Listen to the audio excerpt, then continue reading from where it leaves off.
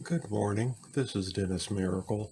Today I'm going to be making for you the Amethyst purse, which is shown currently on the screen.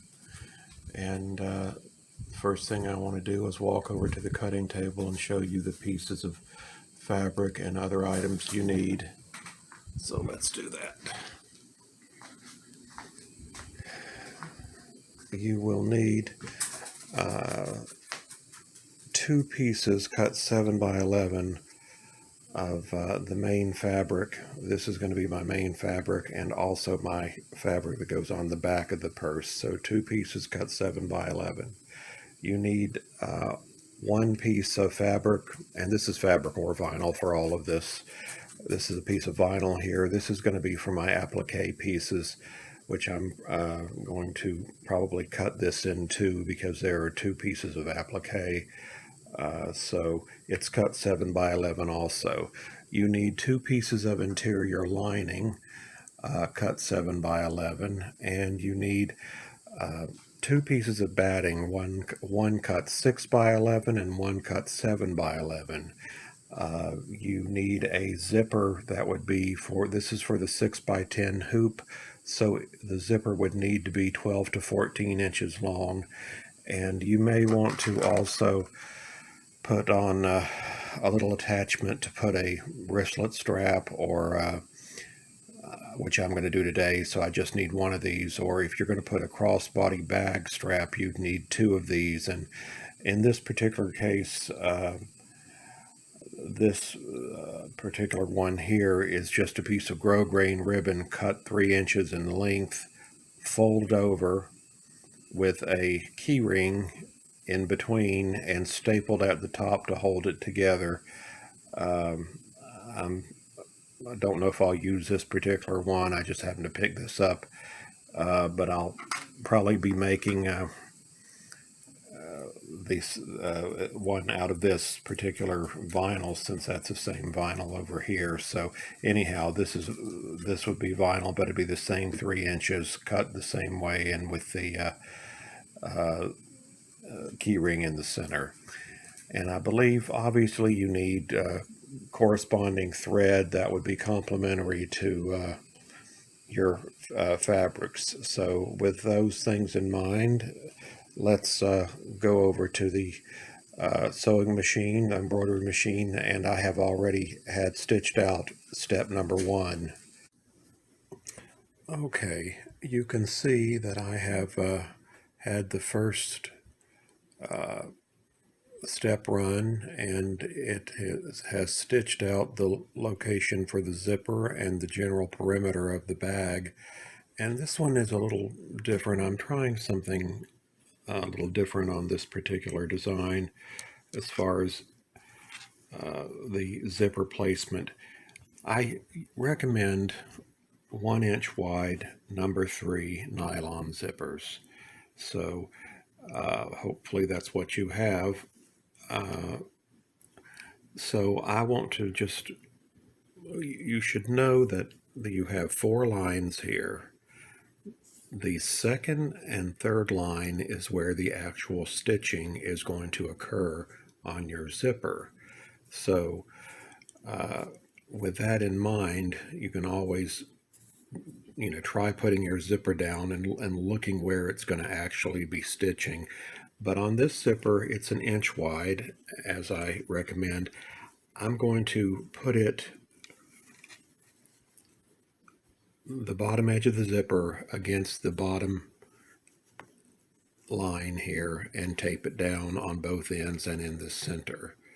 So let me do that and I'll be right back. Okay, I have taped the zipper down at the top, or on the right side, on the left side, and in the center I put a little piece right at the edge. So now I'm going to stick this in my embroidery machine and it will sew down the zipper in the locations where I told you it would. So I'll be right back. Okay, you can see now that the zipper has been sewn down. The next thing we're going to do is take the lining sorry, we're going to take the lining and the front exterior piece, and we're first going to turn this over to the back and put on our lining. So this is my lining. You put it face down, and it should go edge to edge with this bottom line here, making sure that it's centered evenly between the two exterior side lines. So let's do that.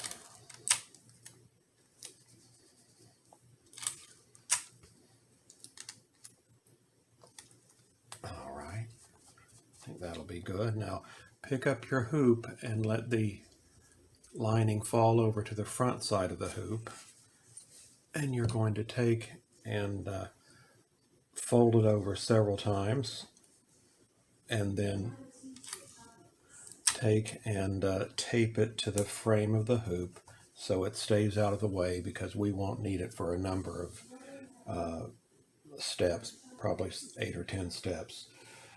And then you should take whatever you're using as your main fabric, which I'm going to use this beautiful floral here, and it doesn't seem to have a orientation that needs to be placed any certain way, so I'm going to take it and place it face down right at the edge to edge with the bottom of the zipper, as I say, making sure you're okay on the sides also.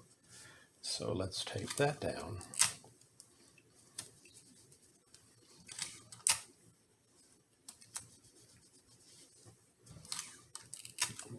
All right, now we're going to stick this in the embroidery machine and run step 3, which is going to do a line of stitching right through here where my finger's pointing. So let's do that, and I'll be right back. Okay, now let's look at what was just sewn, and let's turn it over to the back to begin with. Turn the hoop to the back, and we can see it's fine. Nothing came loose. It is sewn exactly as it should be. And now back to the front, and it looks fine on the front also. The next thing we're going to do is take the 6 by 11 inch piece of batting that I told you to prepare, and we're going to place it about 1/4 of an inch to 1/8 of an inch underneath the stitch line here, and pull back our piece of main fabric and smooth it down. And I'm going to give it a press because I like a crease right along through here. So let's give it a little crease, and we can move on. All right, now we're going to stick it back in the machine, and step number 4 will run. This is an optional step. I've always made my bags this way, but I know some people don't see a need to do this, and that's fine. It's just a little added security. It's going to sew all around all 4 corners of this piece of fabric just to hold it down, because we're going to start doing a lot of quilting stitching and a lot of heavy intensive stitching of applique. So I like to know this is held down kind of like a basting stitch. So let me do that, and then I'll be right back. Okay, now you can see that basically basting stitch has been accomplished, and it's all held nicely here. So the next thing we're going to do is we'll be putting it back in the machine, and the first applique is the little diamond shaped little 4-sided rectangle, I guess it is, or maybe it's just a square here in the center. So this is going to be a placement stitch for the piece of applique fabric we're going to use, and so let me run that now. All right, you can see now the little square that was stitched out, and I forgot when I listed the items needed at the beginning. I've cut a piece for this that's 2 inches by 3 inches, and that's quite sufficient. So I'm going to just put a piece of tape on that to hold it down while it stitches this down. So I'll be right back.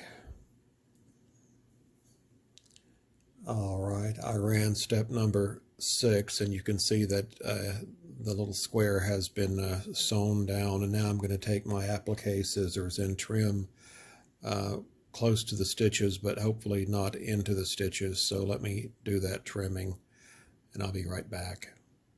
All right, as you can see, I've trimmed close to the stitches, and the next thing I'm going to do is stick the hoop back in the machine, and it is going to stitch the placement line for I believe it would be this piece of it should be this piece of applique. So anyhow, let me do that and I'll be right back. All right, you can see that the placement stitch has been put down, and this little area here is about 5 inches by 4 inches. So I had cut earlier, as I told you, this piece 7 by 11. I'm going to cut this about in thirds, just about. We'll do all of the applique pieces. So let me do that and I'll be right back. All right, you can see the piece I've cut. I'm going to place it over the placement lines here, just like this, and stitch it down, and then I'll be trimming it. Okay, you can see that it has been sewn down, and I'm going to take my scissors and cut right straight in here and just follow the line and straight off. And this area right here would have been big enough scrap to use here.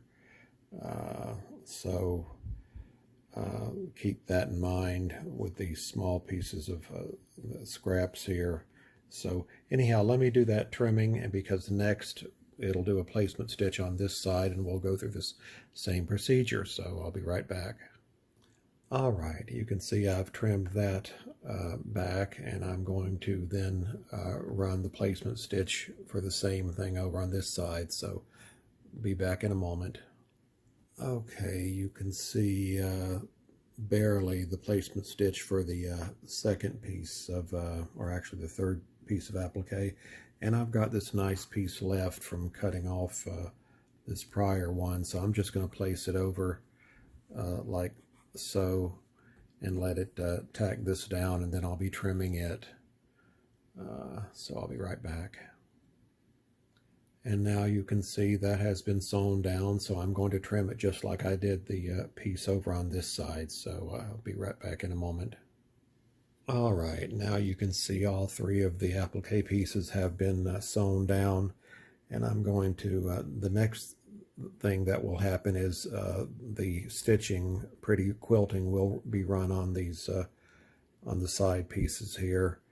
And one thing that's aggravating the life out of me is this long tail here. I'm going to chop that off right now.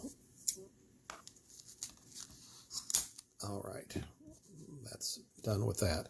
So let me stick this in the embroidery machine, and it will do quilting in this area and this area. So I'll be back shortly. Well, you can see I have ran the first honeycomb stitch. I actually ran it through twice because I wanted it to have a nice, to really stand out. And my machine's giving me some problems. It's not enjoying doing that. So I ran it twice for that reason also. So I'm going to have to do the same on the other side so it'll look the same. So now I'll be working on this side, or the machine will. So, and these are all in separate steps in case you want to do all of them or some of them or none of them. So that's just the way I like to do things, in separate steps. So I'll be back in a moment. Okay, you can see now that the quilting has been run on the 2 side pieces, and after I finish that running. I ran them both twice. After I finished running this first one twice, I changed the bobbins because the bobbin was low, and that solved the problem, so it was fine. Okay, now the next thing, I'm going to change the color of the thread because it's going to be all this stippling here in this part of the fabric. So I'm going to go ahead and change to a greenish, bluish green color, which should be the same color, hopefully, as this color here. So let me do that, and I'll be back in a bit.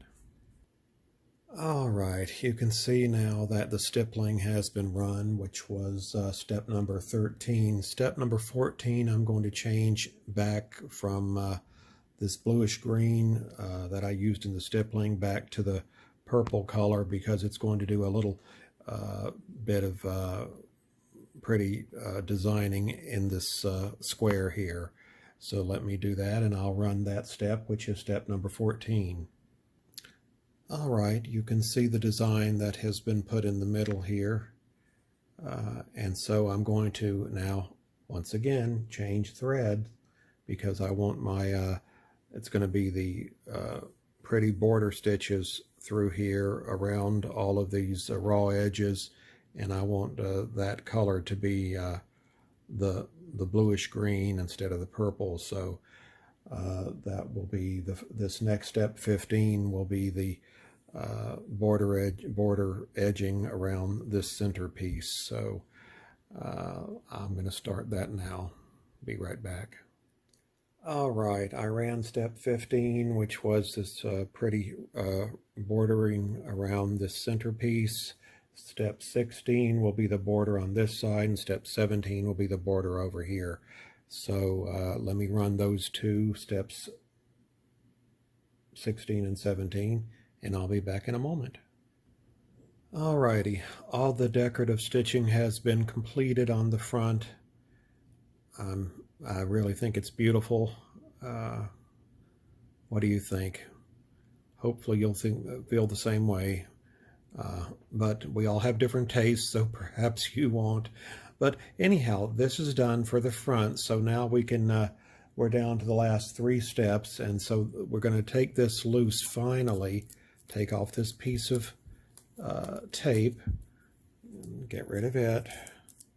Well, it stuck to my finger. Okay, let this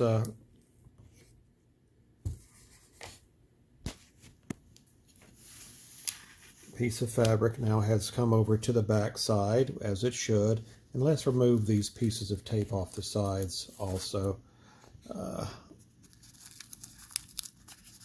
Well, okay, and let me try to get this one off my finger over here. Where are you? There you are. Okay, now let's pull this down, smooth it down, and we're going to tape right here and right over here. So let me grab some tape. Okay, and I've just taped this down. And let me tape over here.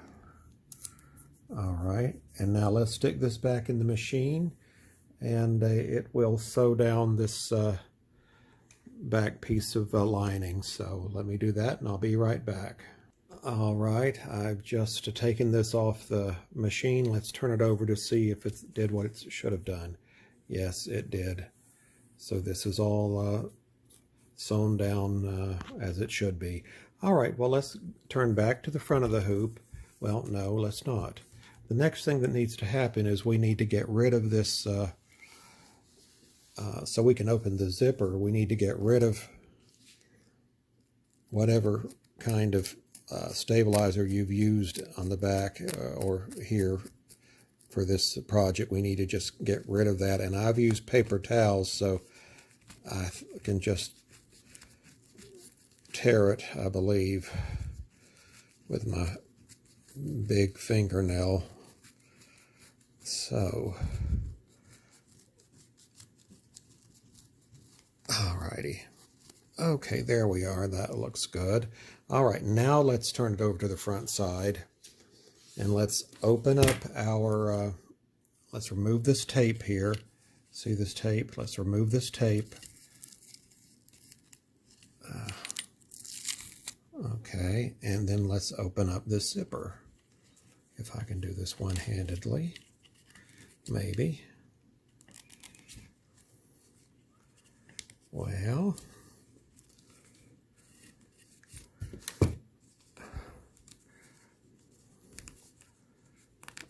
not easily. Okay, there it goes, finally. So open it up about 3/4 of the way. And what we're going to do now is stick our, I've decided to put this little, just one of these on the side here, right here, just where someone could attach maybe a wristlet strap and use this little bag in that fashion. So let me take a piece of tape and tape it down, which is not easy with one hand. Let me put the camera down. Let me stop the camera and do that. I'll be right back. All right, you see that I have taped it here outside the where the stitching will be, and also I've taped down the metal key ring so it doesn't end up getting here in the line of stitching and making a disaster. So the next thing we do is we'll take our whatever you're using for your back panel, take and put that face down. I'm using the same beautiful fabric here, so let me put this face down over this pattern, or what's already put down, excuse me, and make sure that you are at least 1/4 of an inch above the zipper. So let me pull this up a little bit, and let me make sure the sides are okay. We'll see now I'm making a mistake on the sides because I left the selvage on, and I'm about to get the selvage caught in my somewhere I don't want it to be. Okay, it looks fine now. Alrighty, and then take your last piece of batting and place the batting directly over this. And I'm going to do that and make sure it's everything is situated the way it should be, and then run step number 19. And that will sew around all 4 sides and basically closing the bag up. So let me do that and I'll be right back. All right, you can see that it did go around the entire 4 sides, and I almost had a problem right here. My foot started to dredge down into the fabric or into the batting, but thankfully I caught it and averted a disaster. And so now the last step, step 20, we're going to turn the hoop over to the back side, and we're going to take our last piece of lining, place it, let's see, that's the front part, place it face down, covering what's already there, and making sure that again you are at least 1/4 inch over the top of the zipper. And there's a zipper. I am at least 1/4 inch, so I'm going to tape this down on all 4 corners and run this last step, which it will do is leave an opening here, a gap here, to turn the bag through. So let me do that and I'll be back in a moment. Okay, the last step has been run. There's been a gap left here. However, one of the pieces of tape apparently came off, and you can see it's barely caught up here, and it looks like there's a gash here. I guess that was there. I don't know. That's a problem. Sometimes you can see how it's crooked at the bottom, and that happens with tape. Sometimes it comes loose and things happen. So I'm going to pretend this is going to be okay, and I'll know shortly. But anyhow, that's we're going to go on with it. So I'm going to take it out of the hoop, and let me do that, and I'll be right back. All right, it's out of the hoop. I'm going to start with my scissors, and I always cut from the lining side, and I'm going to just go in at an angle like this and cut right up to the where the stitching starts. And I'm going to go all the way around about 1/4 of an inch around, and I'm going to end up back over here. Also, I'm going to cut it at an angle here at this point right here. So let me do that and I'll be back in a moment. All right, you can see now that I've trimmed it except for this area at the bottom. I'm going to pull back this first piece of lining and then the second piece of lining, and I'm going to take my scissors and cut just right above the lining fabric, about a 32nd of an inch along through here, and get rid of everything. Here, this would have been the stabilizer, batting, and fabric, and get rid of all of that because that is no longer serving a purpose. So let me do that and I'll be right back. All right, I have cut all of that away, leaving only the pieces of the lining, which is all you should have left here at the bottom. Now I'm going to turn the bag through this gap here, and I'll be right back. All right, I have turned the bag out, and now on both sides, you should be looking at the lining fabric. What you want to do is turn this first piece of lining, fold it in like I'm doing, and when you have it where you want it, take the iron and give it a little press, and then we're going to take, that's not, wait, I didn't want it to do that. Let me do that again.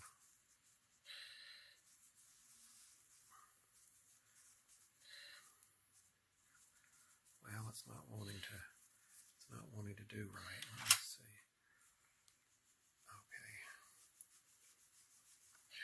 Okay, that's not too bad. And then take the second piece of lining and fold it in, making sure these little edges here get pushed off to the corner. It'll help hold it inside. And when you've got that folded in nicely, press it again and take it to your machine, your sewing machine, and close the gap right here along the edge. And so I'm going to make this look good, press it down when I put the camera down, and then sew it, and I'll be right back. All right, you can see where I've sewn the bottom gap closed, and on the back side where it didn't get caught, it is a mess. Let me turn it out and see. You may not be able to see it from the exterior, but it just did not get caught correctly. The tape came off and the piece of lining came down. So that's just what happens sometimes. So anyhow, let me turn the bag out and see how it looks.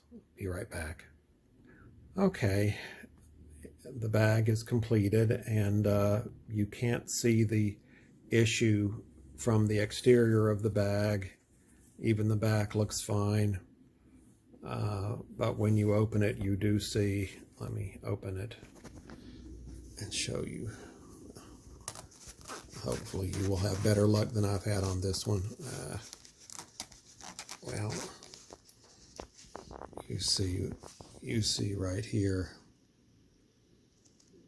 where it was not caught, but this probably, it like I say, it caught the exterior fabric.